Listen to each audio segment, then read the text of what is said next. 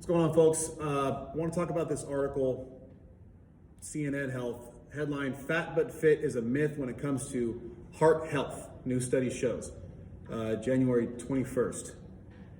This is a big deal because trainers have been saying this since forever. We've been saying it outside of the context of beauty, sex appeal, and worth. Unfortunately, the context of beauty, sex appeal, and worth has taken over the conversation of obesity. What has just recently happened with the pandemic? The new normal made us examine excess body fat as a pre-existing condition. Okay, so now, just go back a little bit before this pandemic, we're knee deep in the conversation of, fat is beautiful, fat is sexy, which it is, okay? But that conversation turned into fat is healthy, fat is fit. Obviously you can imagine how everybody in the health community, the fitness community, and just the general public, everybody's debating from different perspectives there. But what happened with the new normal is, again, as I said, it made us examine excess body fat as a pre-existing condition, okay?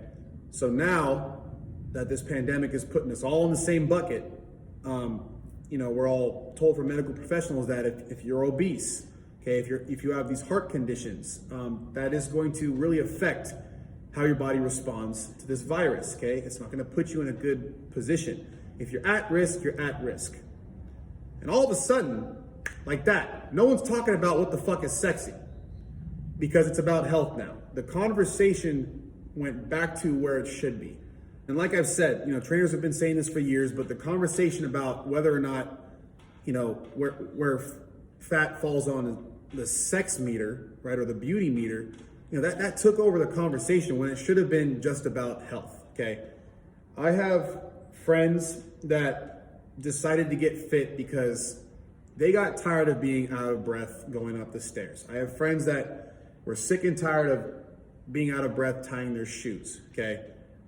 That's got nothing to do with how they look. That's got nothing to do with how sexy they are. It's just a simple decision to become healthier, okay? They realize they cannot function as well or as well as they should be. And then they look at their habits because they're eating an excessive amount and not working out enough, right? So for this article to come out is a big deal, especially from CNN, because, CNN is usually going to cater towards the people that were along the argument that you can be fit but fat, right? And I bet if I go down far enough, I can find an article negating this. And I usually hate this whole new study shows crap because things are only as good as the next study. But this is showing us that the roller coaster is coming back. We're starting to talk about how you can be fit, strong, whatever. But if you have an excessive amount of body fat, it's not good for your heart. And I'm glad we can start talking about this in the context of health, okay? Whether or not something is sexy, okay, is subjective, right?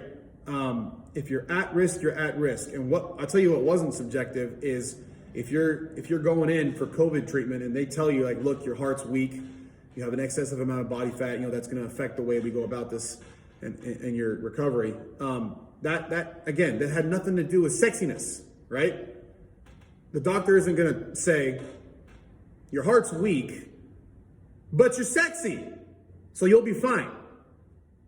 It's just not, that's fantasy land, right? We're coming back to reality. Okay, this is a big deal because we can bring the conversation back to health. I know lots of people throughout this pandemic that have decided, mostly for mental reasons, like they have to get healthy, okay? And the other reasons are they have to get healthy so they can, not be affected by this virus. They don't want to catch this virus. They want a strong immune system. And then exercise turned into something that helped them not only, mentally stay on track, but it kept their body strong, safe. And again, there's nothing in that about sex appeal, beauty, worth, right? The things that we were talking about when it came to obesity before this pandemic, okay? When we had so much time to kill, right? That we were discussing, health issues and health concerns and blending them with sex appeal. Let me throw some tidbits at you. Researchers used data from 527,662 working adults from Spain insured by an occupational risk prevention company with an average age of 42. They were put into groups according to activity level and groups by body weight. 42% of participants were normal weight, BMI, I'm not going to read that. 41% were overweight, 18% were obese. Then researchers looked at their cardiovascular health by categorizing them for diabetes, high cholesterol, and high blood pressure, all of which are major risk factors for stroke and heart attack. Guys, fellas, especially, okay, we are most at risk for this crap in this country. After investigating the associations between BMI, activity level, and risk factors, researchers concluded that any level of activity meant it was less likely that an individual would have any of the three risk factors compared with no exercise, with the risk of high blood pressure and diabetes decreasing with the increased activity levels, okay? Not really earth-shattering information, okay? Fitness professionals, health, professionals, even doctors, we've all talked about this.